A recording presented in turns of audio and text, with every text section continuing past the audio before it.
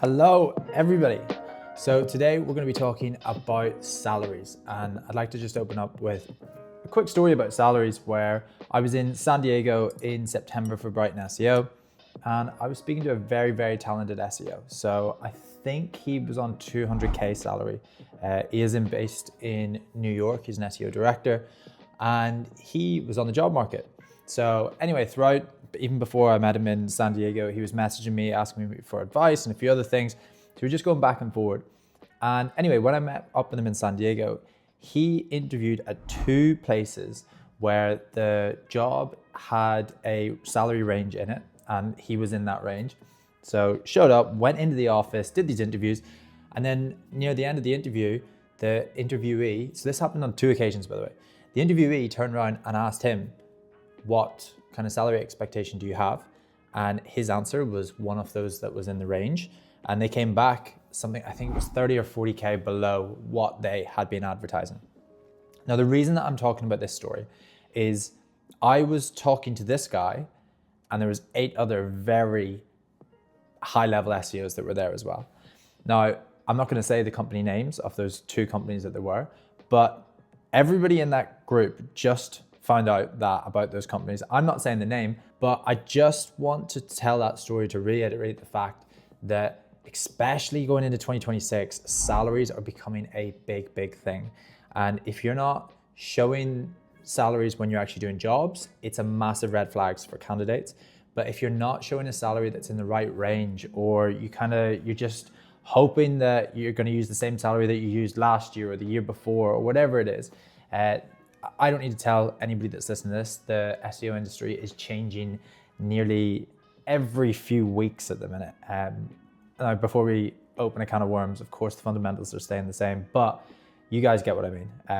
With all this stuff about AI coming out, remote working isn't as crazy benefit as it used to be. There's a lot of stuff that we're going to unpack in this video, but I just thought that was a very good story just to kind of open up about just how much detrimental effects you can have by putting either up the wrong salary or going through interviews and talking about the wrong salary. Now, I know they're pretty 2 crazy cases, but that's what we're going to get into today.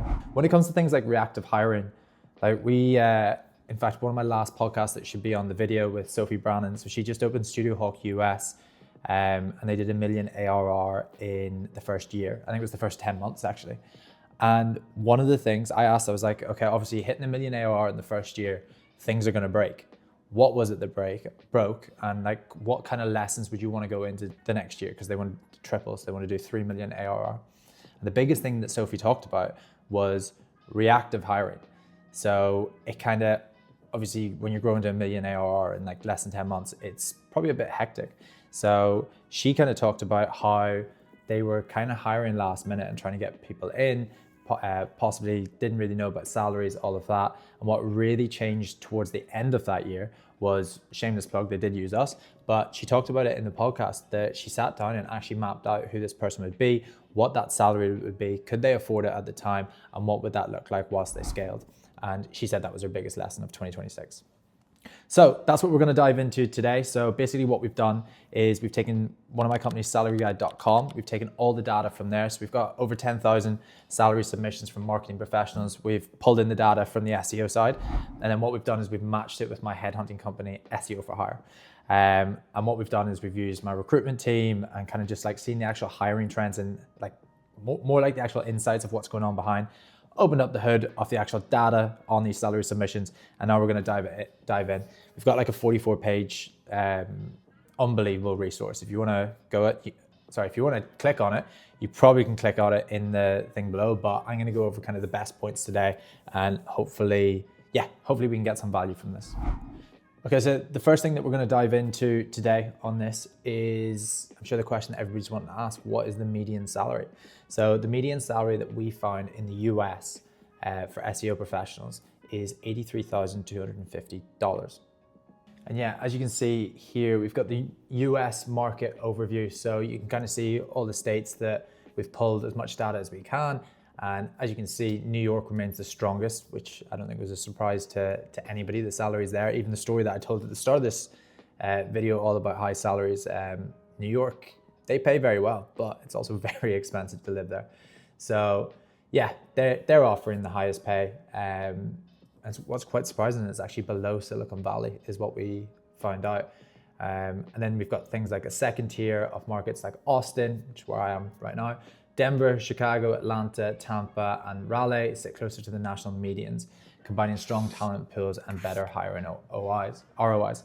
And again, what's funny is Sophie that went and started the US branch of Studio Hawk, she talks about a story about how her and Harry, they were like, okay, because it's an Australian-born agency, they've got a branch in UK, and now they want to move it to the US.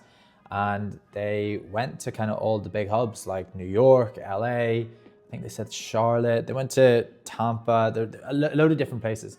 And they basically just talked about how it was actually Atlanta where there wasn't a massive amount of competition in terms of SEO agencies, but there's a lot of talent there. There's a lot of money in that city. I just thought it was so interesting that, again, coming from the UK, when you hear about people opening up a US entity or like a US branch, it's always New York or it's always LA. So I thought that was really, really interesting. Okay, so now we're going to dive into kind of what we've talked about this in loads of podcasts now, is the two taxes that are killing agency margins.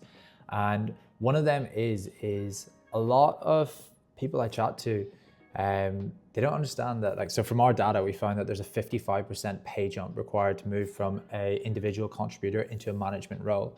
And that's obviously very, very expensive, but I kind of understand this. And again, I've talked about this loads with loads of people at different conferences, that especially in the UK, the promotion that goes on within agencies is normally, especially in early days, it's like, okay, we have a new client, we're going to bring somebody else in, and it kind of goes from that. And then they naturally progress to be a manager without any real skills or, training is probably the better word. No real training when it comes to actual, this is how you manage a team, this is how you lead, this is how you do that.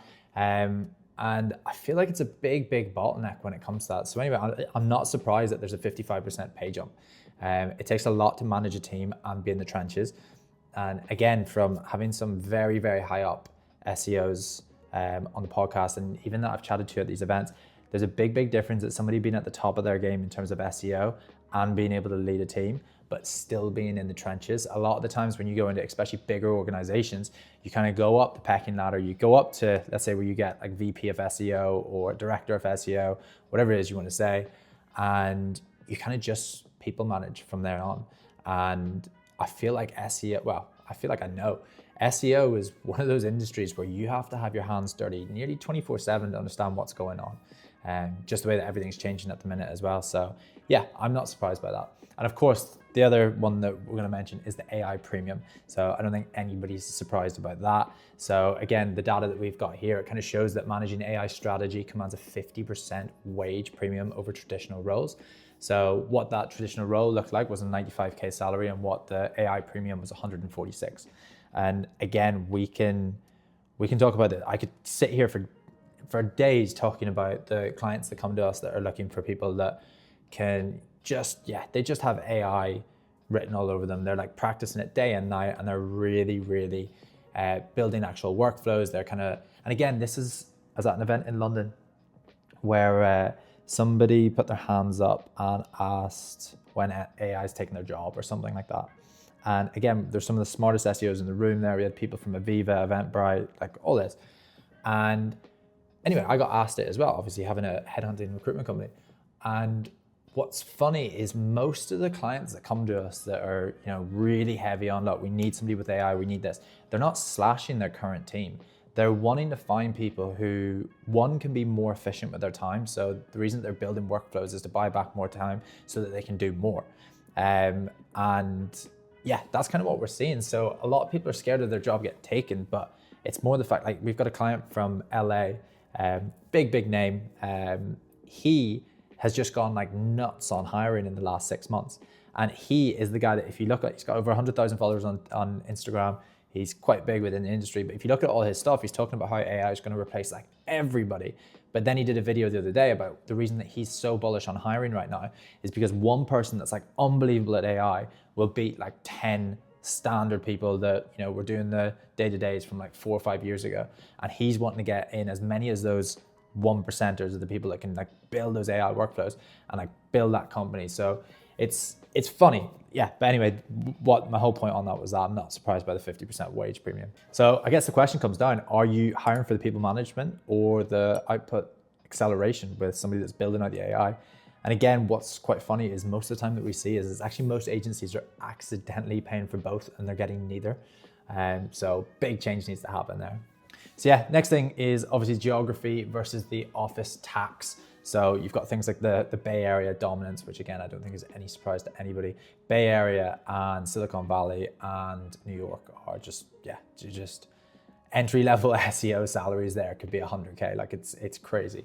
So yeah, we can see the big outliers there, 180K to 240K, and they're mostly driven by enterprise demand. Then we've got things like the tier 2 value markets. So places like Austin, Denver, and Raleigh, they sit closer to the national median, but they offer higher hiring ROIs. And then, the cost of in-person. So there's a few, I've been hearing so many stories recently. I've got a few friends that actually work in Amazon, and I think everybody remembers that story where it was like, was it 2 or 3 years ago, Amazon decided to, I think they went fully remote or X amount of days in the office, and then they decided we want everybody back in office. And it was something like 30,000 people had like moved to a different state, so they weren't even beside their office anymore, which is crazy. But yeah, we've been hearing things like companies introducing the $10,000 office tax. So the premium candidates are demanding to accept a 3-day office mandate, which is absolutely wild. So next thing we're going to cover is the SEO experience ladder and the compression effect. So first of all, juniors, is there an ROI in the juniors? So again, we're kind of seeing early career SEOs. So that's 1 to 3 years. They represent the best long-term return for agencies if naturally nurtured. And again, so much needs to go into this training. And is the company going to be remote? If not, is that going to be hard to do the training? Is it going to be a lot?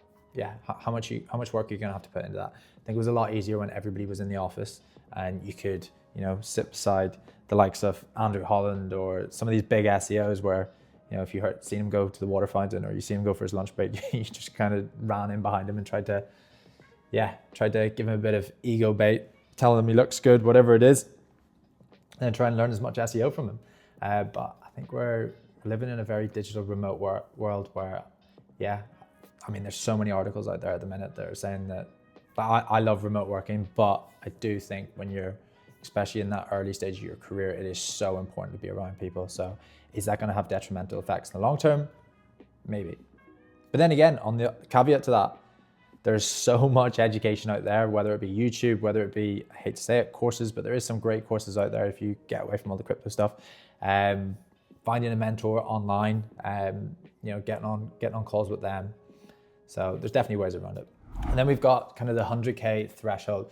So again, that's somewhere from like 3 to 5 years. And to any of the UK audience that are listening to this, I know that sounds crazy. 3 to 5 years experience and you're hitting 6 figures. It is, look, through owningsalaryguide.com, I've seen the data that comes in, and I know from the headhunting stuff as well, salaries in the US are just like crazy compared to the UK, and compared to pretty much worldwide. So yeah, the kind of what we're seeing most of the time, and again, it's similar in both industries, but those people that are hitting those 6-figure salaries, like I've said this for the last 2 or 3 years, of course they've got all of the SEO components, like they understand SEO, all of that, but they're unbelievable communicators. They understand a P&L sheet, which I think is one of the most important things. I think that's where the juniors should be thrown into the thrown in is the wrong word, but anybody that wants to actually sit down and try and get as close as you can to, whether it's a small agency where you can talk to the owner or somebody that's just close to that finance side, and try and understand the P&L sheet. It's pretty simple when you properly understand it, but it just means that then you can tie things to, okay, this is what I do on a daily basis, or let's say you're hiring for somebody, then you can be like, okay, these are the responsibilities and it equates to this, if they do this, they're going to make X amount, or maybe not even always make X amount. If they do this, they're going to slash X in half. We're going to save money on it, whatever it is. I think it's really, really important that everybody in your business understands the P&L sheet. My team know exactly, where we are in terms of revenue, how much we need to make, Q1 goals, all of this. We break it down, and I think being transparent with your team is super important for that. And the other thing that we saw on this was kind of senior compression. So, we start to see a plateau after around 10 years. So salary growth kind of slows down. And I think the reason that we've got that on the data, by the way, isn't like, it's not really, I don't want to say it's not true, but I think the reason that is because most people, when they go after over 10 years, they've kind of got that experience where they either start their own agency, they either become a freelancer, or they do either consulting or other side ventures. And don't get me wrong, there's obviously a lot of people that do stick in it for, there's people that have been in SEO for 20 years plus, but I think that's why the data is showing that. And again, we've got a whole page in this where we've got the experience-based salary ladder, which shows kind of that curve flattening. Okay, and this is kind of where, this was a mix from my recruitment team and then this data. And it's something that we've kind of been talking about for the last 6 months. And it's making sure that you guys have a barbell strategy when you're hiring. So the way that we look at that is we're kind of moving away from more generic, I don't want to say middle management, but more generic roles that, you would have seen like an agency have way too many. There would have been a bloated agency 3, 4, 5 years ago. And stay away from them, and then finding people that are fully AI fluid. AI fluid is probably the wrong word, but you get what I mean, fluent. People that are just obsessed with building out AI, they're high-level strategists. And again, like, I just feel like we're moving in that way where, of course, it's very important to have people skills and everything like that. But if you're able to build workflows and custom gems and competitor research tools, and like, that's a big thing that I see in 2026 is that software is going to be so available for you to build next day. You've got things like Claude Code, you've got things like Aura Build, you've got Magic Path, you've got these things where you're literally just able to give it a prompt and it's able to build you a software overnight. And yes, it might not be battle tested. I'm not saying that. Please don't come for me in the comments or anything like that. But it's just crazy that we're in a time that we're able to do that, which, a lot of people get scared about it, and a lot of people think they're going to lose their jobs and their agency's going to miss out and stuff. I think it is the most exciting time to ever be in this industry, but that's not what this video is about, so I won't go into depth about it. But what we're saying about this barbell strategy is you've got the build versus the buy. So you can bring in people that have got that capability, and they're showing that they're putting AI first. They're super enthusiastic about the industry, and they might not be at that senior level that you want them to be at. So you bring them in on kind of a lesser salary, you train them up, and then bang, you basically train juniors to process heavy work. And then what you can do as well on the other side of this barbell is we're seeing a lot of our clients on the headhunting side that want to hire in either fractional or freelancers or contract work.